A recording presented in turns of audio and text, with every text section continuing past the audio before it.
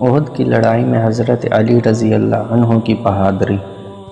غزوہ احد میں مسلمانوں کو کچھ شکست ہوئی تھی، جس کی بڑی وجہ نبی کریم صلی اللہ علیہ وسلم کے ایک ارشاد پر عمل نہ کرنا تھا، جس کا ذکر پہلے گزر چکا ہے۔ اس وقت مسلمان چاروں طرف سے کفار کے بیچ میں آ گئے، جس کی وجہ سے بہت سے لوگ شہید بھی ہوئے اور کچھ بھاگے بھی۔ نبی کریم صلی اللہ علیہ وسلم بھی کفار کے ایک جتھا کے بیچ میں آ گئے اور کفار نے یہ مشہور کر دیا کہ حضور صلی اللہ علیہ وسلم شہید ہو گئے۔ صحابہ رضی اللہ عنہ اس خبر سے بہت پریشان حال تھے اور اسی وجہ سے بہت سے بھاگے بھی اور ادھر ادھر متفرق ہو گئے۔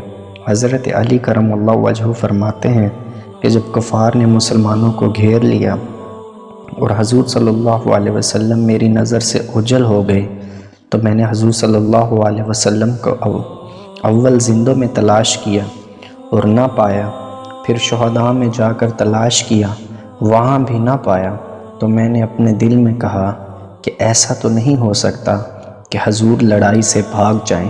بظاہر حق تعالی شانو ہمارے اعمال کی وجہ سے ہم پر ناراض ہوئے، اس لیے اپنے پاک رسول صلی اللہ علیہ وسلم کو آسمان پر اٹھا لیا۔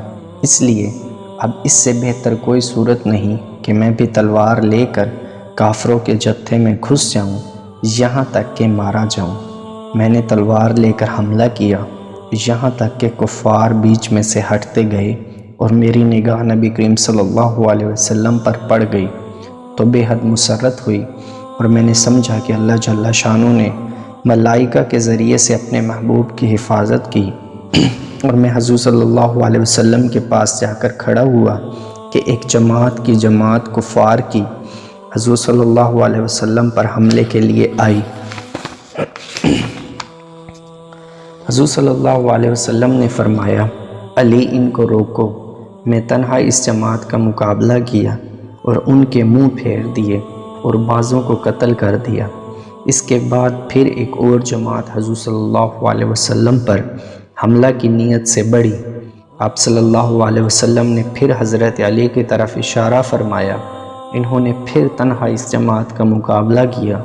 اس کے بعد حضرت جبرائیل نے آ کر حضرت علی کی اس جوان مردی اور مدد کی تعریف کی جو حضور صلی اللہ علیہ وسلم نے فرمایا، جس کا ترجمہ ہے، بے شک علی مجھ سے ہیں اور میں علی سے ہوں، یعنی کمال اتحاد کی طرف اشارہ فرمایا۔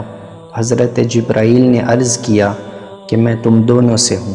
فائدہ میں لکھتے ہیں، ایک تنہا آدمی کا جماعت سے بھڑ جانا اور نبی کریم صلی اللہ علیہ وسلم کی مقدس ذات کو نہ پا کر مر جانے کی نیت سے کفار کے جم گھٹے میں گھس جانا، جہاں ایک طرف حضور صلی اللہ علیہ وسلم کے ساتھ سچی محبت اور عشق کا پتہ ہے، وہاں دوسری جانب کمال بہادری اور دلیری جرات کا بھی نقشہ پیش کرتا ہے۔